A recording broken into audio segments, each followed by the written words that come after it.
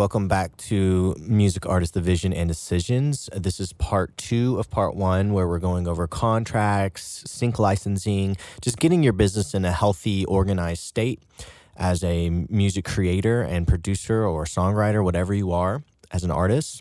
It's very important stuff, and I think our guest, Tre Houston, has done a great job explaining it this week, and I hope you guys enjoy. If you haven't listened to part 1, go back to the previous episode and give it a listen. When it comes to artists releasing a song and promoting it, what steps would you recommend when they're preparing for such a release? If I were to break it down, initially, that first have the contract in place before anything's moving, then you can make the song. Once that song is ready for release, make sure your performing rights organization stuff is all handled. Any of these sound exchanges, MLCs, all of that, get that handled beforehand. Then release day comes. Well, about 2 weeks before that, maybe longer, I hope you started your promotional efforts. Any sort of press that you can generate that winds up then generating streams or any other interest in your music will then result in you getting some pay. You start with pennies, eventually you will get to dollars. So make sure you're reaching out. I love Submit Hub as a really cheap and easy way to reach a whole lot of the blogs, online publications, influencers. You can also reach out independently and not pay Submit Hub's little $150 or whatever it is. But I wind up feeling like Submit Hub is worth the bang for the buck there. Also, do your own reach outs. I have giant blog lists and whatnot from sort of my years promoting and pitching material.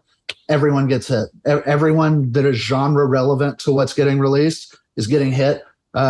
With country music, the radio play is still a huge factor. I would say maybe less so with hip hop and pop.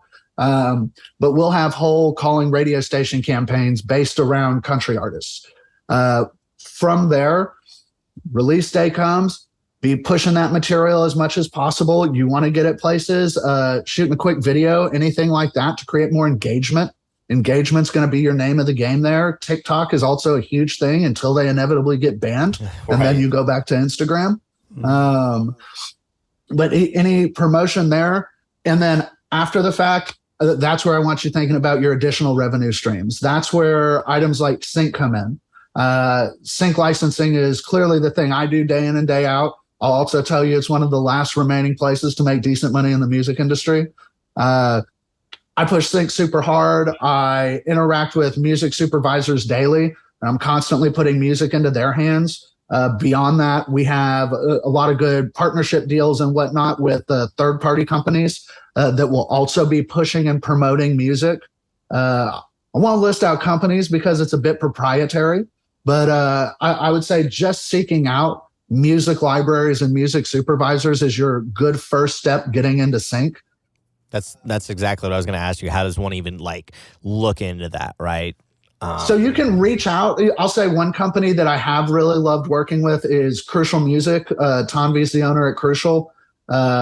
Interact with them pretty frequently. They have gotten us some very good cuts. I believe they got us a Seth Rogen movie. I think that was one of our initial cuts with them. That we have gotten a lot of our CW cuts through them.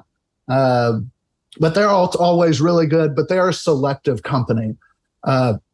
One small distinction worth noting is a whole lot of music libraries and sync agents will represent your material either exclusively or non-exclusively.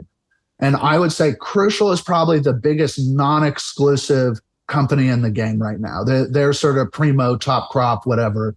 And non-exclusive simply means that your music is represented by them for TV and film, but you can also seek out other non-exclusive companies to also represent your material for TV and film. A whole lot of companies these days are shifting towards an exclusive model, which is probably better for them, but not always as good for the musician. And that is where you approach that one company, you sign the contract with that one company, and all your songs are locked there.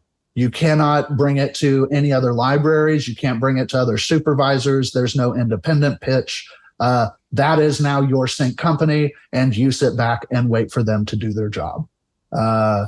And make sure you know what contracts you're signing before you get into it. Sync is an amazing way to create an additional revenue stream, but you should know what you're doing or have someone that knows what they're doing there with you, especially in the contract review phase, but probably also for the pitching and negotiation phase. Because ultimately, I have had situations where I'm working with a pretty big company and we have this bulk of material and their terms just don't line up with what we are trying to do. And I'll go back and forth with them for months at a time. And finally, you can get that give or come to some understanding. Maybe you sign a few songs exclusively, but you can put the rest of the catalog there non-exclusively. Some companies have room for this kind of negotiation, others don't. And some of it depends on just the clout you bring to the table. But like, be aware or be with someone who is. Yeah, no, that's really interesting. And the other thing I was going to ask you too, people ask me this as well. When you're getting into sync, like, so can you get into sync if you just like, let's say, record one single, or do you need to have maybe a little bit bigger catalog? And that's something I've always been curious about. I mean, I guess you could get one single placed, but it's not as you want quantity, could. right? You could. My cute little phrase that I use with everyone is quality is king, but quantity is the throne it sits on. And that is because you're simply increasing your odds. At the end of the day, it really is somewhat of a numbers game, especially when you're talking lower grade licenses, because we've mostly been discussing mid-high level license here. There's also YouTube license, which is also a perfectly good way to make your money in sync if you can get that volume. If you have one song, you simply will not get that volume. The likelihood is astronomically low. But if you're running with a large catalog of material, then you don't need to sell a license on each song each week. You can rest on having that quantity there to help you generate your income and also to keep people coming back to you. The more you have and the larger the variety of what you have, the more you can be a one-stop shop for people looking for that material.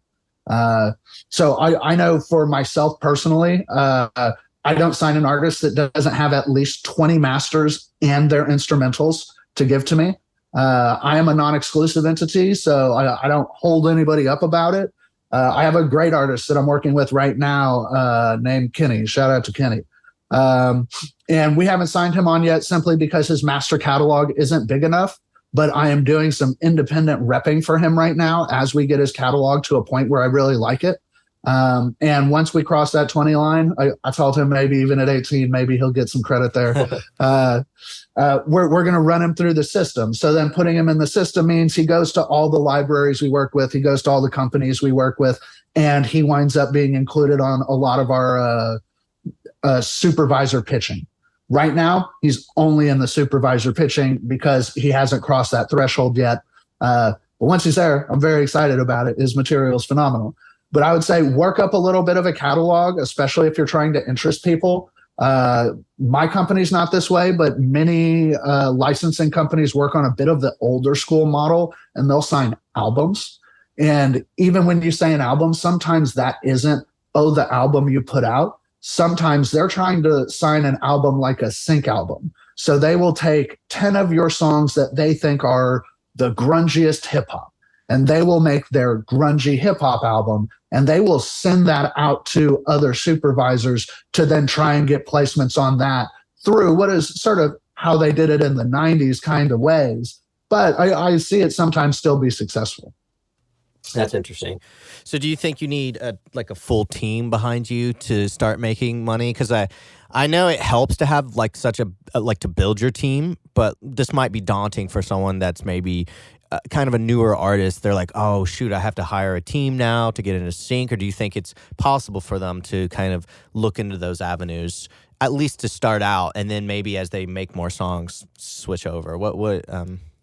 Well, you definitely can do it yourself, especially early on. You probably won't have the resources to hire a team.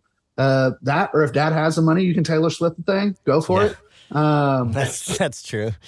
But I will say in the beginning, it's easy. You just have to be organized. I was not originally a very organized person, and by sheer force of will and necessity, I made myself organized.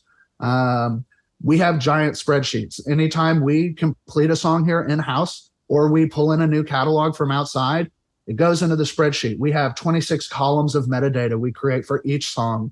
Some of it is creative stuff like having a description or keywords, because a whole lot of the time when you're working with these libraries, it's almost a game of search engine optimization.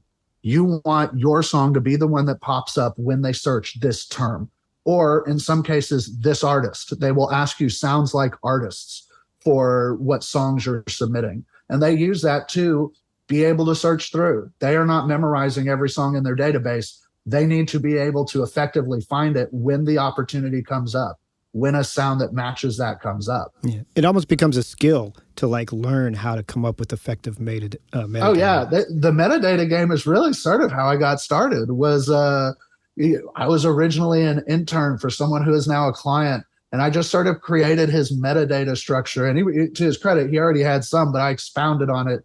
And that was sort of how we started to originally get some of these deeper cuts, but also more consistent stock cuts and that sort of thing, was having that metadata game be on point. And I'll say some other little tidbits that go with that. Have your songs organized in whatever is considered almost the industry standard kind of way. Our spreadsheets include a column for every piece of information we get asked for by supervisors and libraries. Beyond that, we always have a database of our co-writers and their CAE IPI numbers and their publishing companies and all the information we will need to then be able to submit when I get that email from a supervisor saying, hey, I need this in 2 hours. Well, okay, I have that. Another thing you can potentially do is all sign agency agreements with one another where you can sign on the other's behalf, or you can at least pitch on the other's behalf. So you don't have to wait for 3 signatures before you even send a song. You might be too late. If you get your organizational structures in place early, then you're going to be able to do the rest of the game without needing as much help of a team until you have so much material that you are required to get one almost by virtue of time. Yeah. And you should be in a better situation financially at that point that you can afford to do that. And having a team like that is going to open up more time and make you more money because yeah, you get to do specialize further down. Right. I would say at peak growth for what I'm doing, I was easily working 60-hour weeks, week in, week out. And that was just the name of the game for a while. And at a certain point, we had gained enough material and we're getting enough placements that I could start to reduce my on-the-clock hours down and do more songwriting. And that winds up then further benefiting because I get to be there song by song, feeling out the process. And writing for sync is at least slightly different than just writing a song. So I get to sit there and be like, oh, well, what if we make this more anthemic? What if we can include a lot of we statements instead of a lot of I statements so that when people are listening, they hear that we. And that we is a big part of selling a song or selling material in scenes. If all the girls are on the dance floor and they're having their night out, it's the we, it's not the I. And being able to be involved on the songwriting side more often then creates better results. You're really just building your machine to eventually get you to exactly where you want to be. Yeah, no, that's a great point. Do you have anything else you want to add, Eric? Or No, this is great. This is great information. I think you explained it very well. Yeah, I have a tendency to wander, but I appreciate it. No, it helps. I mean, honestly, a lot of this stuff is even stuff I was kind of, hazy on. So it's always nice to have someone that is extremely knowledgeable come on and kind of walk people through it, because it can be daunting. But, once, like what you said, you just get organized and you take it step by step, and you can kind of grasp the topics and understand the things a lot better than if you just looked at it all at once, and it's going to freak you out. But just take it step by step. So I think you've done a great job of explaining all that today. So, well, and I hope people also understand that if ever they're going through it and they're feeling overwhelmed, that's fair and reasonable. It's an overwhelming amount of stuff. And anytime right now we're starting to work with a new library and we have, 3 different very large catalogs we are onboarding. And now every single intern that we have, I think, is sick of metadata. But you got to put it together. It's a whole lot of stuff. Sometimes you're just spending your weekend time slowly filling out metadata and just watching your favorite show. Later today, I'll probably be watching some football, and I'll also probably be knocking out a little new metadata. Hey, knock out two birds with one stone. That's right. Well, thank you so much for joining us, Tre. Absolutely. Yeah, so everybody, this is Tre Houston. Is there anywhere they can find you? Is there any sites you would like us to link for you? Absolutely. So my artist site is trehouston.com. My real name is Roland Wicks Follensby III, and you can find me in the Musically Connected team at themusicallyconnected.com. I'll also give shout outs to Dave Tuff Productions and Grade One View Music. We're all sort of pushing music every day. If you ever want to talk or need some advice or want to get pitched, reach out. We're always here. Awesome. Well, I really appreciate it, man. Absolutely. Y'all have a good day. Hey, you have a great Sunday. Bye. Thank you all for joining us on this episodic journey into the business side of music. Fascinating stuff, but also it can be complex. So it's nice to have someone really kind of walk us through all that. Yeah. As songwriters, we all want to be creative, and that's where our happy place is, right? But with everything that you do, there's always some other admin work that needs to be done. And I think even if you get to the point where you're not doing it, you should know what those other people are doing on your behalf. So you know the right questions to ask and make sure that everything's being checked off. So you it's just one of those things you have to go through, you know, when you're getting into the business, or if you're getting more serious about generating revenue from music. So, yeah, absolutely. Well, we are Maggio, MA6IO. You can find us at ma6io.com. We're a production company in Dallas, Texas. My name is Tyler Norris. I'm Eric Ferris. And you all have a good one. Bye.